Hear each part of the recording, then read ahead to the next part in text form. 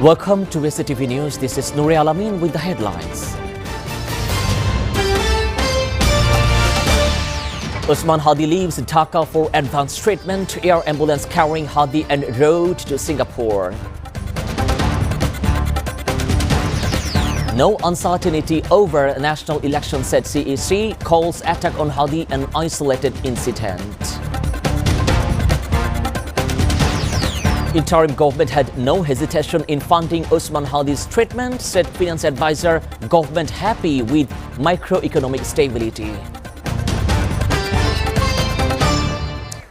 Now in details. The air ambulance, equipped with all emergency facilities, departed Hazrat Shah Jalal International Airport carrying bullet-hit Dhaka 8 independent candidate Sharif Usman Hadi to Singapore for advanced treatment today. The ambulance, operated by Aspro Aviation, took off from the airport around 2 p.m. Earlier, the ambulance landed at 11:22 a.m. The decision to send Hadi abroad for treatment was taken on Sunday. Arrangement for his treatment at the Accident and Emergency Department in Singapore General Hospital have also been made. The chief advisor has instructed authorities concerned to monitor his treatment process around the clock, seeking prayer from the nation for Hadi's speedy recovery. According to Dr. Muhammad Saidur Rahman, special assistant to the chief advisor on health matter, Hadi's current condition remains stable and unchanged. Hadi, spokesman of the Inqilab Mancha, was attacked on Friday in the Bijayanagar Box Culvert area in the Dhaka while traveling in a rickshaw. The assailant on a motorcycle shot at his head with intent to kill and fled.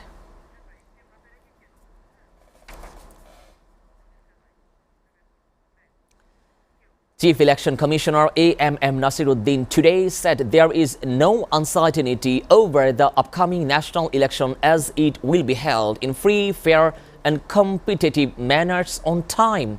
He also made this remark while inaugurating a youth voter festival in the capital's Gulshan area today. Referring to the recent attack on Sharif Usman Hadi, spokesperson on Inqilab Mancha, the CEC described the incident as an isolated event. At the same time, Mr. Nasiruddin said the Election Commission remains firmly committed to fulfilling the promise it has made to nation. He also asked all to prepare for the election so that the Commission can hold a fair election with everyone's support.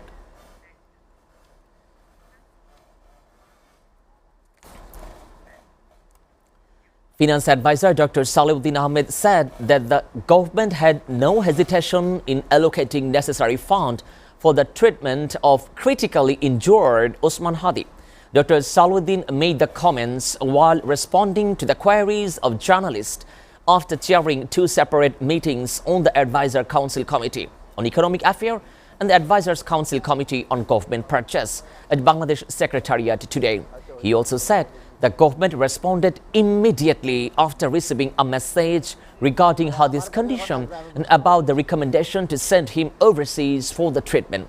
Dr. Salahuddin added the Ministry of Finance is currently meeting the expenses from its own budget. Later, the cost can be adjusted and accounted for. There were no confusion for the hesitation on the matter. He also added, meanwhile, the advisor also stated that the government is broadly satisfied with the country's overall macroeconomic condition, through the weaknesses remain at the micro level for the some sectors.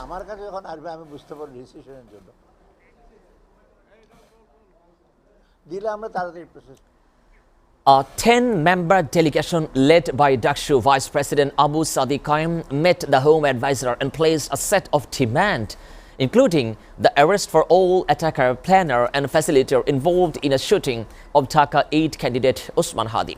Among their demand, the launching area was combining operator against the banned organization Bangladesh Chhatr League within the next 48 hours and bringing ousted Prime Minister Sheikh Hasina back for the country to execute a verdict that delivered against her for crimes against humanity. Sadiq said that Home Advisor and Mr. Jahangir Alam Chaudhary, Chief Advisor Special Assistant Muhammad Khuda Bakhsh Chaudhary, and other senior officials were present at the meeting and assured them that the demand would be implemented promptly following the meeting. Sadiq said if the demand are not met immediately and no visible improvement is seen for the law and order, the Home Advisor and Law Advisor or the Foreign Advisor must resign.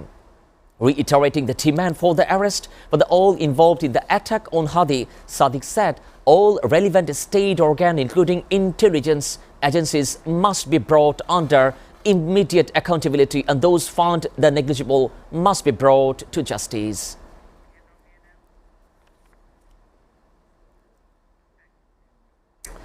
The prosecution has appealed against the life imprisonment sentence handed over down to ousted Prime Minister Sheikh Hasina and former Home Minister Asaduzzaman Khan Kamal, citing 8 grounds to seek the death penalty in the crimes against humanity cases linked for the July movement. The International Crimes Tribunal prosecutor Ghazi M.H. Tamim fled the appeal today with the relevant branch for the appellate division.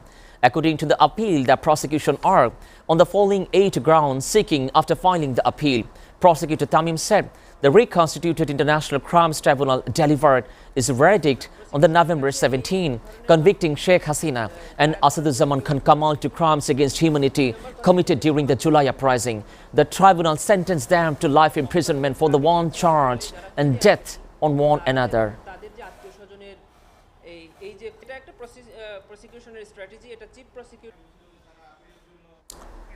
Judicial function for the Appellate Division and High Court Division for the Supreme Court remains upon and suspended for the half of the day today in honor for the retired High Court Division Justice A.F.M. Misbah Zaman. Chief Justice Syed Rifat Ahmed, while presiding over the 7-member bench of justice and the Appellate Division this morning, announced the Appellate Division will not serve after the first half of the day as a mark of respect to the late Justice Misbah Zaman, a former president for the Supreme Court Bar Association. He also said the High Court Division will not sit in the second half after lunch. Besides, the Chamber Court of the Appellate Division didn't sit today. Justice A.F.M. Misbah Zaman passed away last night due to old age complication. His Namazi Janaza was held at the Supreme Court Inner Garden after Zohor prayers.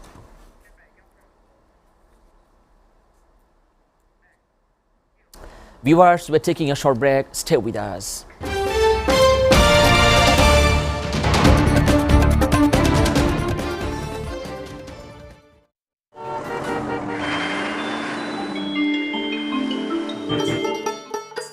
সারা দেশে লাখো মানুষের কঠোর কর্মতৎপরতা ও নিষ্ঠায় SA পরিবহন parcel and courier service এখন 16 কোটি মানুষের হাতের নাগালে।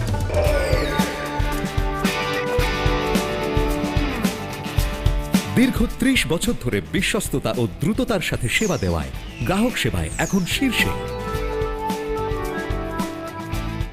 বাংলাদেশে গ্রাহক সেবার সাফল্যের পর এসএ পরিবহন পার্সেল অ্যান্ড কুরিয়ার সার্ভিস এখন বিশ্ব বাণিজ্য কেন্দ্র সিঙ্গাপুরে। আপনার যে কোনো পণ্য সিঙ্গাপুর থেকে বাংলাদেশে বুকিং এর জন্য যোগাযোগ করুন। এসএ পরিবহন private limited, logistics parcel and courier service, 22 Roberts lane, Singapore 218302। Phone 0065 629 24900।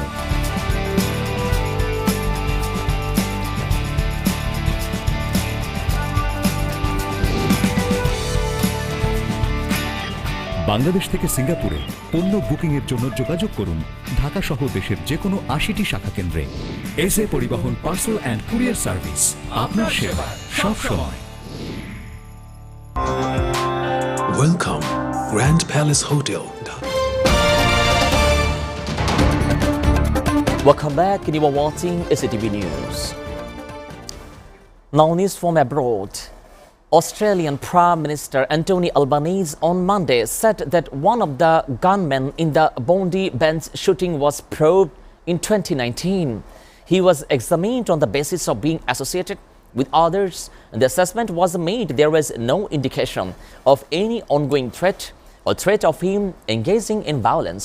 Albanese said during a briefing on Monday 40 people were taken to hospital following the attack, including 2 police officers who are in senior but stable condition, police said. The victims were aged between 10 and 87. Police didn't release the shooter names but said a father had held a firearms license in 2015 and had 6 registered weapons. One of the suspected attacker was known to authorities but had not been deemed an immediate threat, security officials said. Home Minister Tony Burke said the father arrived in Australia in 1998 on a student visa, which his son is Australian-born citizen.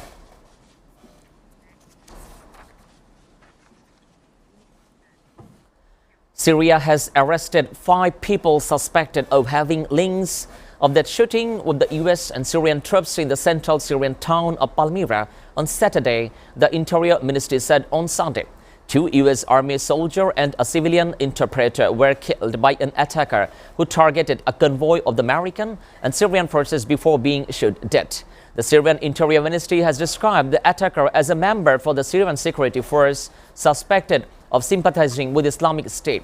Syrian unit carried out a precise and decisive security operation in the city of Palmyra following a cowardly terrorist attack carried out yesterday by an individual affiliated with Islamic State, Syria's Interior Ministry said in a solid statement. European Union Foreign Policy Chief Kaja Kallas said on Monday that taking over the Donbas region will not Putin's end game. If Putin gets Donbas, then the fretless is down and then is definitely move within the taking for whole Ukraine.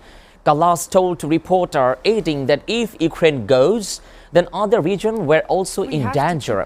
Kallas also acknowledged the reaching agreement on a reparations loan for Ukraine based on frozen Russian assets in Europe remained difficult. However, she also expressed confidence that the solution was the most credible path forward and stressed that leaders were determined keen working until a decision was reached. The status of Donbas comprising Donetsk Alone's reason has emerged as a key sticking point, peaceful settlement in Ukraine. The foreign minister Queen's Birds asked the EU to broaden sanctions against Belarus in response to ongoing hybrid threat, including recent disputes to an air traffic. What we have to keep in mind is that why countries want to be in NATO is because they don't want Russia to invade.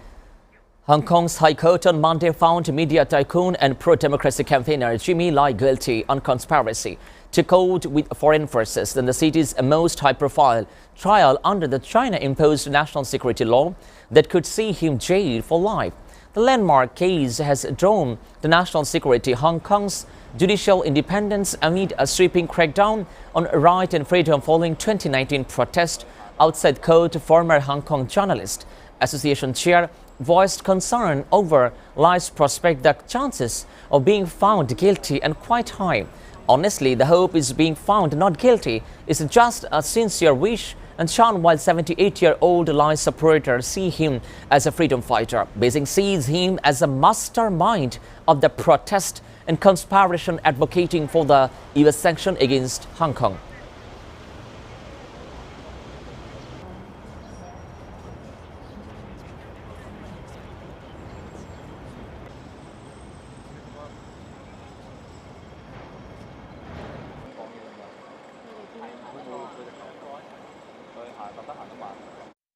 Meanwhile, China on Monday urged relevant countries to stay out China's internal affair after Hong Kong court found tycoon Jimmy Lai guilty in security trial. The relevant judiciary case is a purely internal affair of the Hong Kong Special Administrative Region, said Gu Cohen, the foreign ministry spokesperson, said in a regular news briefing. China urges relevant countries in respect China's sovereignty and the rule of law in Hong Kong refrain from making irresponsible statements regarding the existence of the judicial cases in the region, go at it and refrain from interfacing in Hong Kong judiciary on China internal affair for any from the China Foreign Ministry didn't name any prospective country. 中方对个别国家公然诋毁抹黑香港司法表示强烈不满和坚决反对。香港特区司法机关依法履职尽责，维护。 Venezuela's regional allies voiced support for the government in a summit on Sunday, condemning the Trump administration a seizure of an oil tanker test week. The seizure for the skipper tanker of Venezuela's coast last Wednesday marked the first U.S. capture oil cargo since U.S. sanctions were imposed in 2019. President Nicolas Maduro met with some regional leaders on a televised virtual summit for the leftist ALBA bloc on Caribbean, a Latin American country. Cuban President Miguel Diaz-Canel referred the U.S. seizure as the tanker as a vile act of piracy. Nicaragua co-president Daniel Ortega, the U.S. in tips. De ruptura total de las vías legales y diplomáticas de convivencia en nuestra gran región del hemisferio latinoamericano caribeño. Jose Antonio Costa won Chile's presidential election on Sunday, leveraging voter fears over rising crime and migrating state in the country in its sharpest righteous shift since the end for the military dictatorship in 1990. Costa secured a commanding 50% of the vote in a runoff with the government-backed leftist candidate for the Jantin Zara won 42% and swiftly conceded. In a victory speech for the raucous crowd who waved Chilean flag at the headquarters of his Republican Party for the upless neighborhood for the last Congress in Santiago on Sunday evening, Costa pledged real change. Without any security, there is no peace. Without peace, there is no democracy, and without democracy, there is no freedom, and Chile will return to be free, crime, anxiety, and fear. He also said, but Costa also pointed to tricky path ahead, saying that there is no magical solution and changes would require the perseverance and time.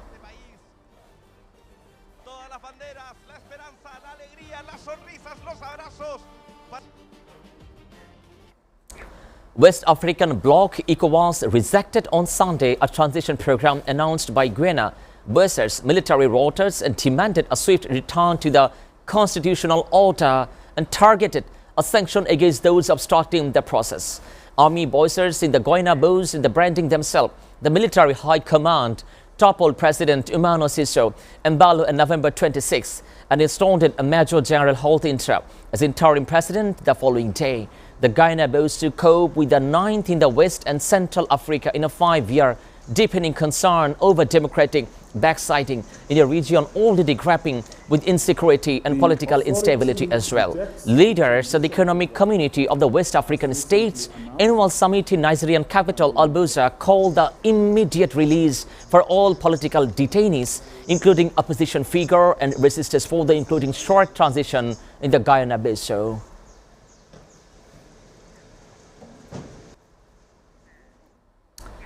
At least 12 people were killed and 20 others injured after the bus carrying school children fell off a cliff in the rural area in northern Colombia, the local governor said on Sunday. The governor of Antigua address, Julian Rancho, said the bus was traveling from beach down a Bello and the Malin after this group trip was carrying students from the Antiguano High School. There are over a dozen who then unfortunately lost their life and over 20 people have been injured, Brandon said.